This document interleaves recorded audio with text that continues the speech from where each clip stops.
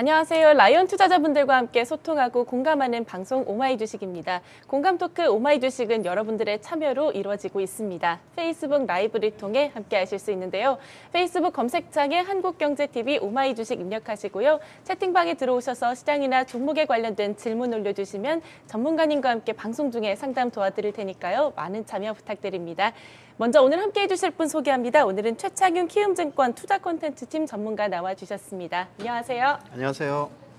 네, 전문가님, 양시장이 요즘 연일 쉬어가고 있습니다. 오늘 특히 코스닥이 3%나 넘게 밀렸는데 네. 자, 일단 시장 어떻게 보셨나요? 정말 미증시가 반등이 나와가지고 이제는 네. 좀 괜찮아지나 싶었는데 기관 외국인들 수급이 따라주지 않으니까 역시나 수급이 중요하다는 점을 오늘 또 한 번 깨달았는데요.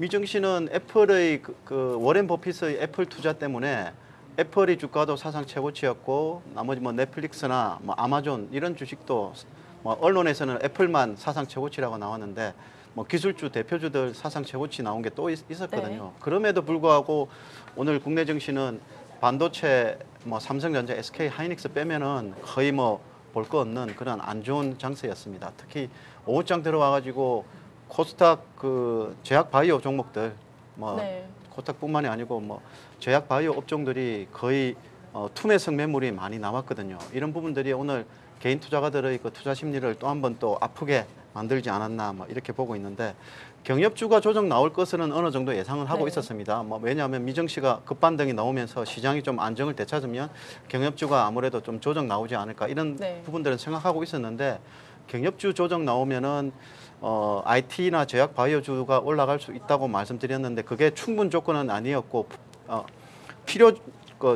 충분 조건은 아니었고 충분 조건이 되려고 하면은 경협주 조정과 함께 기관 외국인들 매수세가 뒤따라줘야 그게 IT 제약 바이오 올라갈 수 있는 그런 충분 조건이 되겠다고 이렇게 말씀드렸는데 수급이 안 됐습니다. 네. 수급이 안 돼가지고 오늘 개인 투자가들도 많이 힘든 하루가 아니었나 이렇게 생각하고 있는데 일단 대응 전략은 조금 이따가 다시 또 말씀드리도록 하죠. 네.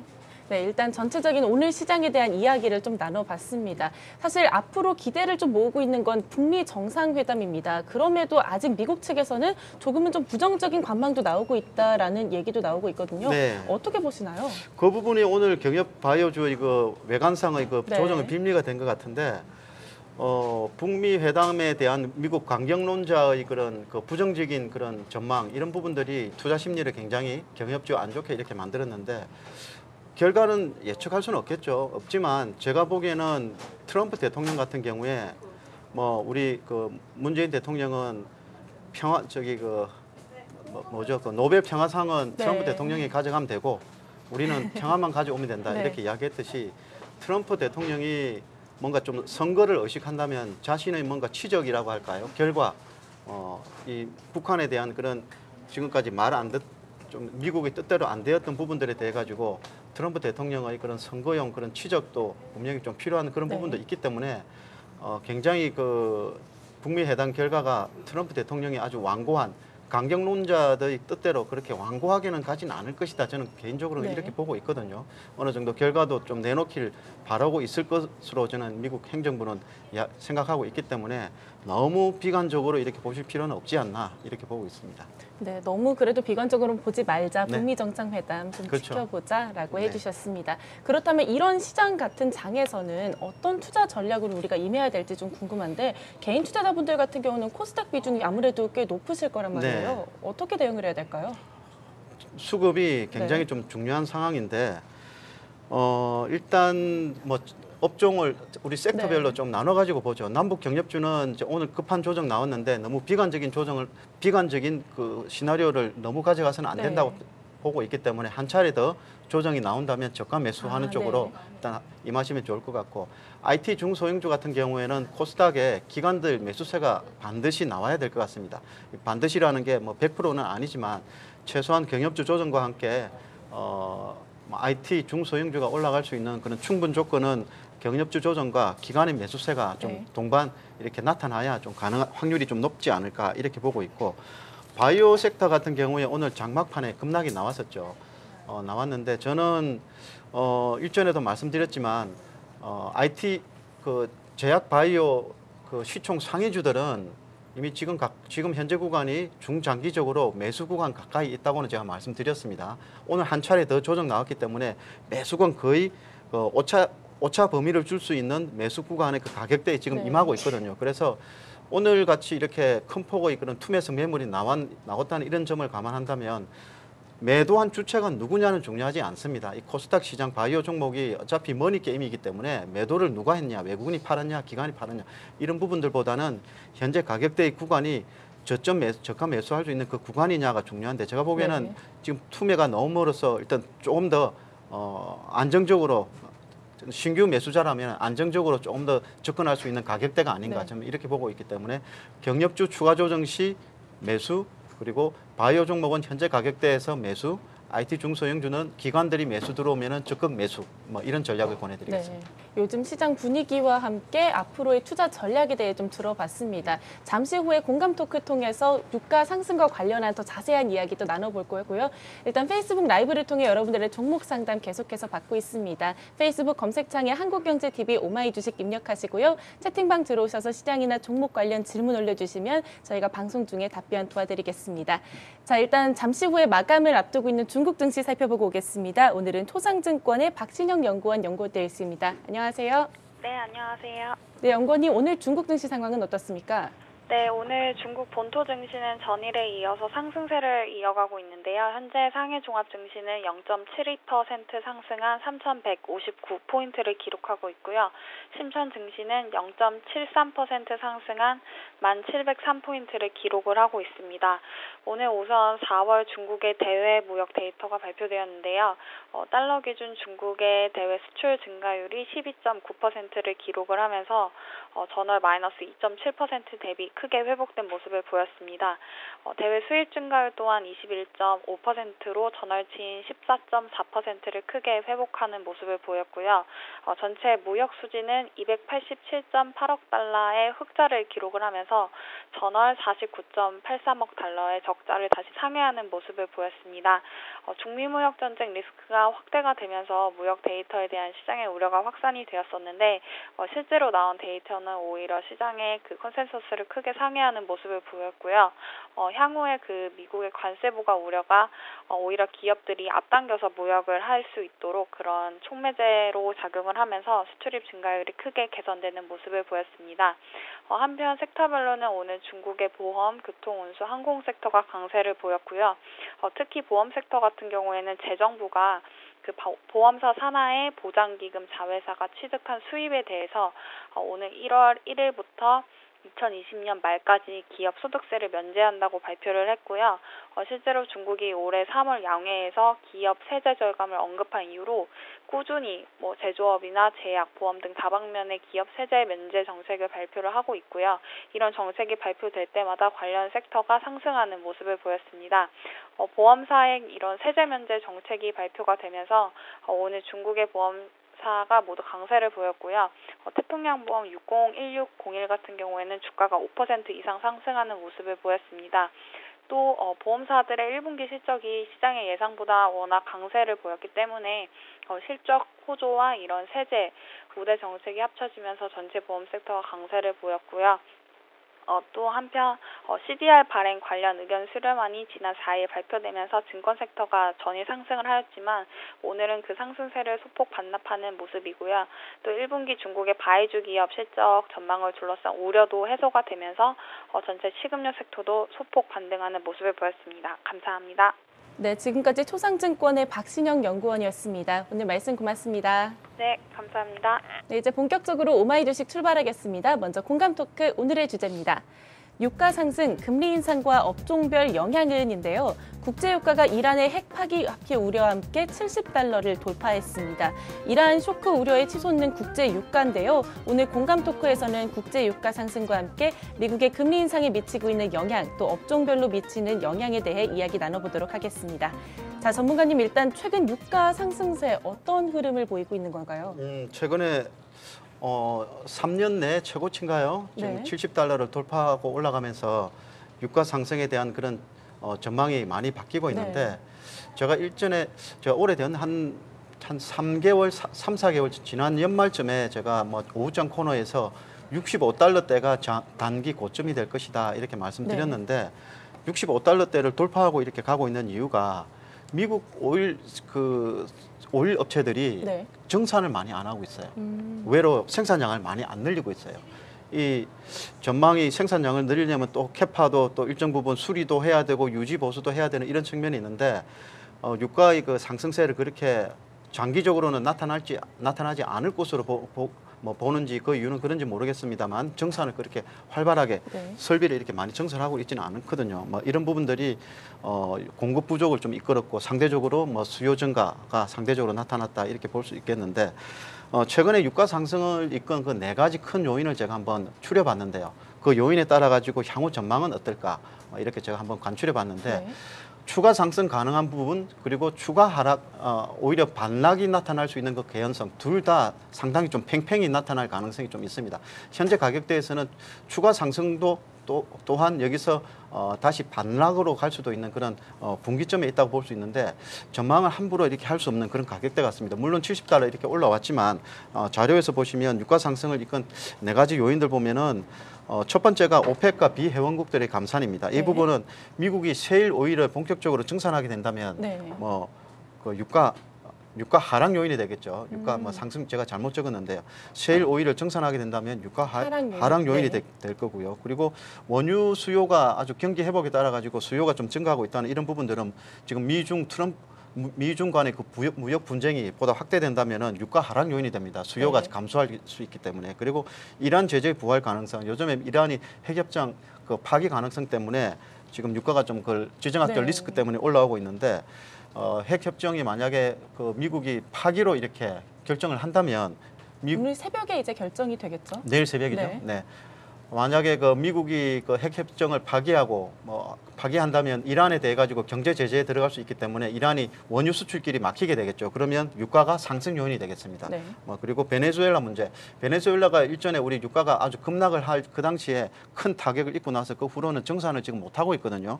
그런데 유가가 어느 정도 안정적으로 올라오게 되면은 아마 글로벌 업체들이 그 베네수엘라 석유 설비에 대한 투자도 이루어질 수 있기 때문에 경제 위기가 탈출하고 유가가 본격적으로 올라가는 이런 모습을 보인다면 오히려 베네수엘라가 정산에 나설 수 있게 되고 그렇다면 유가 하락 요인도 될 수 있겠다 이렇게 보고 있는데 어쨌든 지금 현재 시점에는 유가에 대해 가지고 추가적인 상승 가능성도 상당히 좀 남아 있다고 이렇게 대응을 하시면 될 것 같습니다.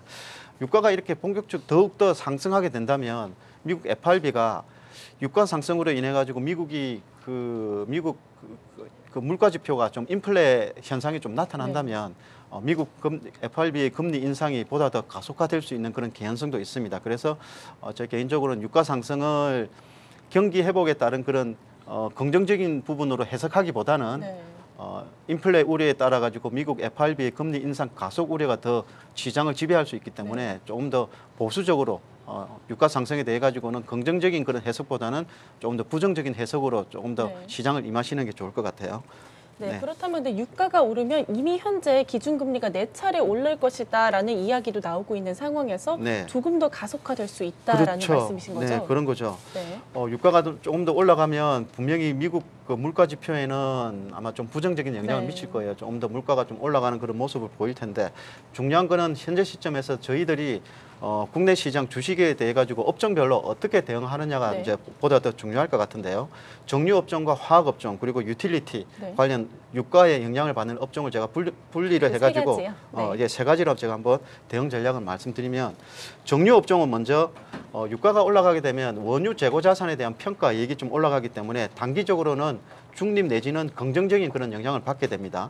화학 업종과는 다르게 정유 업종은 원유의 그 재고 자산 폭이 이렇게 자산에서 비중하는 폭이 크거든요. 그래서 재고 자산 평가 이익이 회계상 이익으로 잡힐 수 있기 때문에 단기적으로는 좀 긍정적인 영향을 미칠 수 있습니다만 장기적으로 본다면 수요 감소 우려에 따라 가지고 오히려 또 부정적으로 나갈 수 있다 이렇게 보시면 될 것 같고 화학 업종 같은 경우에는 유가가 이렇게 올라가면 단기적으로는 원가 부담이 생깁니다. 그렇지만 장기적으로 이게 원가 부담 부분을 판매 가격, 제품 판매 가격에 전이할 수 있냐 여부에 따라 가지고 이제 주가의 향방이 틀려질 텐데 다행히 유가 상승에 따른 원자재 가격 상승분을 판매 가격에 전이할 수 있다면은 주가에는 호재로 네. 긍정적으로 작용할 수도 있습니다.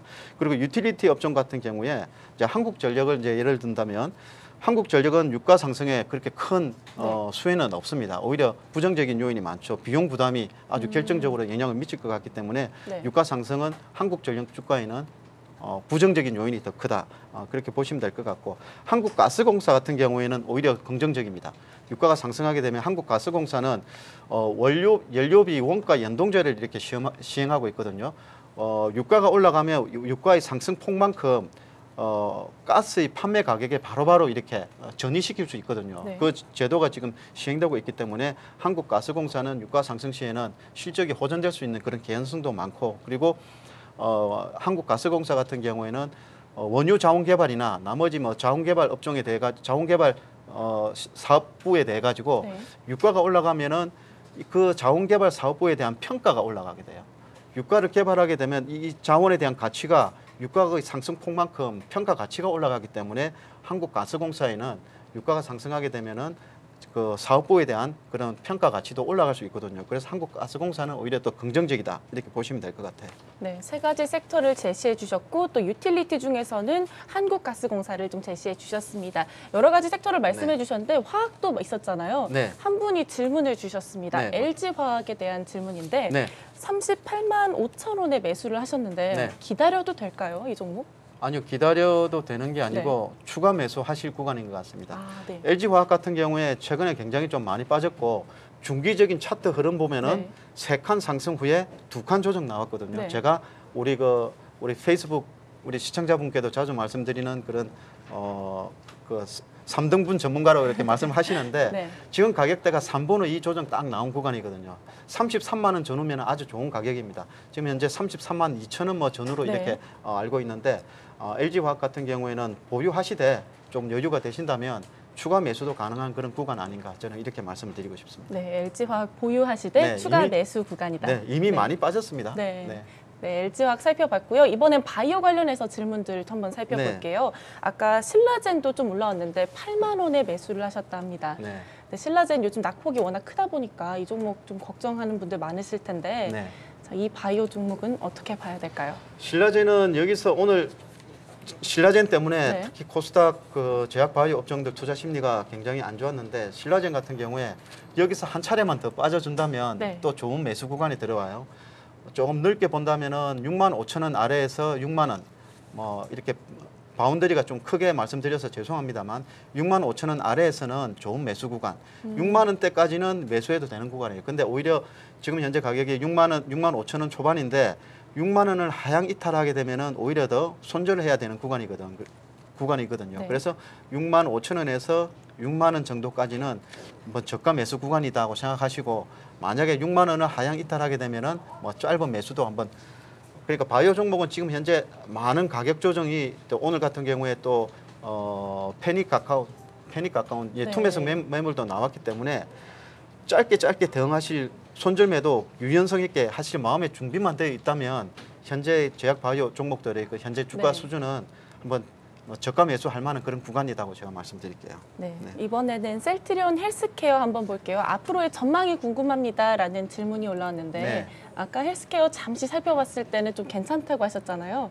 이 네. 종목 매수해도 될까요? 지금? 네, 셀트리온 헬스케어는 좀 전에 신라젠 같은 경우에는 네. 조금만 더 하락하면은 매수 구간에 들어온다고 말씀드렸잖아요. 셀트리온 헬스케어는 지금 현재가 매수 구간입니다.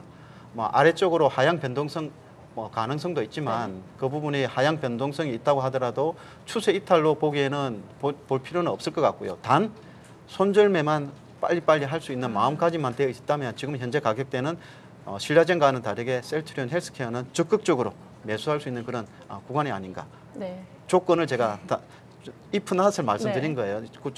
딱 여기서 한 차례 더 하향 변동성은 좀 있을 수 있지만 네. 큰 폭으로 추가적으로 이탈한다면 손절할 수 있는 그런 마음가짐만 다 가지고 한다면은 하이 리스크 하이 리턴 구간이니까 한번 짧게 한번 대응해 보자 이렇게 말씀드릴게요. 네, 셀트리온 헬스케어 지금이 저가 매수 기회다라고 해주셨습니다. 자, 이번에는 IT로 한번 넘어가 볼게요. SFA 질문이 올라왔는데 2,695원에 40% 매수를 하셨는데 1월에 매수를 하셨답니다. 네.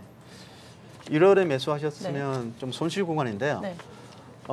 이 주식도 제가 말씀드리는 부분이 우리 3등분 전문가 의견에 의하면 추가적으로 상승할 수 있는 지금 구간입니다. 주가가 지금 현재 바닥을 형성하고 있고 바닥에서 올라온 폭의 3분의 2 되돌림이 지금 나온 구간이고 여기서 리바운딩 3분의 1 정도의 리바운딩이 나올 수 있는 가격대이기 때문에 우리 페이스북 시청자님께서 좀 사가지고 좀 손실이 나셨다면 조금만 더 기다리시든지 혹은 조금 더 추가 매수하신다면 단가를 좀 낮춰가지고 충분히 그 위에서 한번 수익 실현하고 나갈 수 있는 그런 구간이 되지 않나 저는 그렇게 말씀드리고 현재 가격대에서는 시장의 큰 변화가 오늘과 같은 큰 투매성 매물이 없다면 SFA 같은 경우에도 한번 저가 매수할 수 있는 그런 가격대가 아닌가 이렇게 말씀을 드리겠습니다.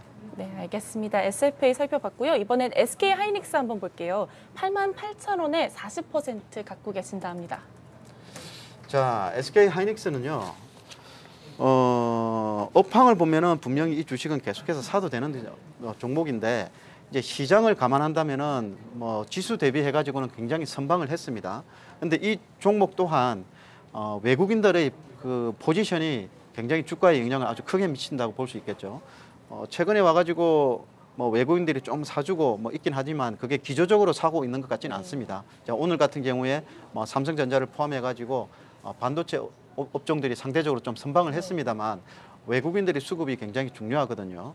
그래서 이 종목을 가지고 계신다면 외국인들이 전체 시장 오늘과 같이 미증시는 반등 나왔는데 외국인들이 사주지 않는 구간에서 미증시 반등 때문에 주가가 좀 많이 올라온다면 외국인들 매수가 받쳐주지 않는다면 비중 축소 이렇게 가시면 될 것 같아요. 그리고 한 차례 좀 조정이 큰 폭으로 나온다면 한번 저가 매수하시고 지금 현재 가격대는 제가 말씀드린 그 요점은 중립 구간에 가까워요. 여기서 한 차례 더 올라간다면 한번 매도를 해주시고 한 차례 더 조정이 나온다면 한번 매수를 하시는데 외국인들의 포지션에 조금 더 주안점을 두고 접근하시는 전략이 바람직하지 않나 이렇게 말씀드리겠습니다. SK 하이닉스 외국인들 수급과 함께 좀 지켜보자 해주셨습니다. 자, 이번엔 아프리카 TV 한번 볼게요. 관심 주신 것 같은데 앞으로의 전망이 어떨까요?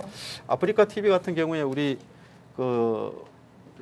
류현진 선수의 인터넷 중계를 아프리카 TV에서 하고 있지 않습니까? 얼마 전에 주가가 최근에 이렇게 이제 많이 올라온 부분은 류현진 선수의 복귀로 인해 가지고 이제 그 TV 그 접속자 수 증가된 기대감 이런 부분들이 상당히 좀 반영이 된 것 같은데 류현진 선수가 좀 안타깝게 좀 부상을 좀 맞았잖아요. 이제 그런 부분들이 주가에는 좀 상승 탄력을 떨어지게 할 수 있겠는데 의외로 주식은 또 많이 안 빠졌습니다. 주가의 현재 패턴으로 본다면은 주가가 쭉쭉 올라가고 있음에도 불구하고 거래량이 좀 감소한 이런 부분들을 보면은 손바뀜이 이루어지지 않은 것 같아요. 주가가 꾸준히 장기적으로 상승하려면은 올라가는 구간에서 저점에서 산 사람은 팔고 또 다시 또 손절매 그 손바뀜이 좀 일어나면서 이렇게 올라가야 이제 주가가 좀 장기적으로 올라갈 수 있는데 아프리카 TV 같은 경우에는 손바뀜이 좀 안 된 것 같고 그리고 가격대가 좀 단기적으로 좀 시장에 비해 가지고 좀 많이 올랐기 때문에 한 차례 좀 조정 가능성도 좀 있지 않나. 지금 현재 가격대에서는 일정 부분 그 비중을 좀 줄이시는 전략, 최소한 50% 정도는 비중을 좀 줄여주시고 대응하시는 게 바람직하지 않나 이렇게 말씀드리겠습니다. 네, 이번에는 서울 리거 한번 볼게요. 4,063원에 매수를 하셨는데 비중이 20%라고 합니다. 업종 변경에 중국발들 사드 여력 있는 것 같은데 분석 부탁드립니다 하셨습니다. 서울 리거 같은 경우에 자 저는 이거 패턴만 차트상에 3등분으로 한번 볼까요? 네, 3등분 하면은 자 우리 앵커님 어때요? 지금 3분의 2 조정 구간을 좀 이탈하고 내려가고 있죠. 내려왔네요. 오차를 주기에는 오차를 준다고 하더라도 한 요 정도까지는 오차를 줄 수 있는데 오차 범위를 너무 벗어난 것 같아요. 이런 경우에는 손절하는 게 좋습니다. 지금 현재 가격대는 제가 손절한다는 말씀이 주식을 무조건 팔아라는 뜻은 파시는 게 좋겠다는 뜻이 아니고요. 이 주식에 대해 가지고는 중립적인 투자 의견입니다. 관심주라면은 안 사시는 게 좋고요. 보유하고 계신다면 일정 부분 시장 흐름에 따라 가지고 비중을 좀 조절하시면서 대응하시는 게 좋아요. 그러니까 안 사시는 게 좋고 굳이 가지고 계시고 좀 개인적으로 이 종목에 대해 가지고 선호하는 그런 부분이 있다면은 시장 흐름에 따라 가지고 일정 부분 비중을 좀 조절하시면서 가져가시는 전략이 맞지 않나 이렇게 말씀드릴게요. 네, 방송 중 종목 상담은 여기까지 하고요. 못다한 종목 상담 4시 반까지 페이스북 라이브를 통해 방송 후에 하도록 하겠습니다. 자, 이번에 내일장에 대한 전략 한번 들어볼 차례입니다. 내일은 어떻게 대응해야 될까요? 저 앞서도 말씀드렸지만 외국인들의 포지션이 굉장히 중요합니다. 지금 미증시 반등이 나왔음에도 불구하고 국내 시장이 그 반등이 안 나오는 이유는 외국인들이 아직까지 국내 시장을 매도 포지션으로 지금 대하고 있기 때문이거든요. 외국인들이 파는 이유는 다른 데 있지 않습니다. 달러와 가치가 올라가면서 안전자산 선호 심리가 보다 더 강화되고 있고 상대적으로 주식과 같은 위험자산 선호 심리가 약해지고 있거든요. 네. 그러니까 우리나라 시장에서 외국인 자금들이 빠져나가는 수매도를 이렇게 기록해 많이 빠져나가고 있지는 않습니다만 외국인들이 좀 부정적으로 대할 수밖에 없는 그런 여건인 것 같은데 향후에 달러와 가치의 그 향방에 대해 가지고 보다 더 관심을 가지셔야겠다 이렇게 말씀드리겠고 여타 뭐 경협주나 IT 중소형주는 제가 좀 전에 말씀드렸듯이 경협주는 추가 조정 나온 다음에 한번 매수해 한번 해보시고 IT 중소형주 같은 경우 현재 구간에서는 기관들만 코스닥에서 사준다면 한번 적극적으로 뭐 사봐도 되는 구간 이렇게 말씀드리겠고 자 바이오주가 중요한데요. 자 바이오주는 저는 지금 현재 가격대에서는 오늘 뭐 패닉이 나왔지 않습니까? 순간적으로 이제 투매가 나왔는데 현재 가격대 수준에서 한번 하이 리스크, 하이 리턴 구간에 진입한 것 같아요.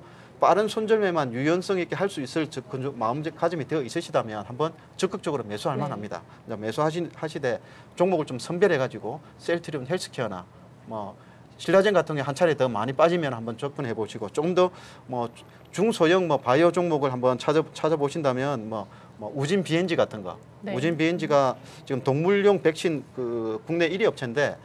이 회사도 동물용 백신인데 파이프라인을 6개나 가지고 있습니다. 굉장히 가치가 좀 높게 보고 있는데 올 1, 4분기는 내수 위주였는데 올해 2, 4분기부터는 본격적으로 수출이 된다고 이렇게 예상을 하고 있거든요. 그래서 우진 BNC 같은 경우에 파이프라인의 가치를 재평가 그리고 실적이 2, 4분기부터 턴어라운드 할 수 있기 때문에 한번 관심을 가져볼 만하다. 이렇게 셀트리온 헬스케어 그리고 신라젠 추가 하락시 매수 그리고 우진 BNG 그리고 뭐 녹십자 뭐 이런 종목도 한번 관심을 가지시면 좋을 것 같아요. 네, 이렇게 내일 장에 대한 전략까지 들어봤습니다. 지금까지 키움증권의 최창윤 전문가였습니다. 오늘 말씀 고맙습니다. 네, 수고했습니다.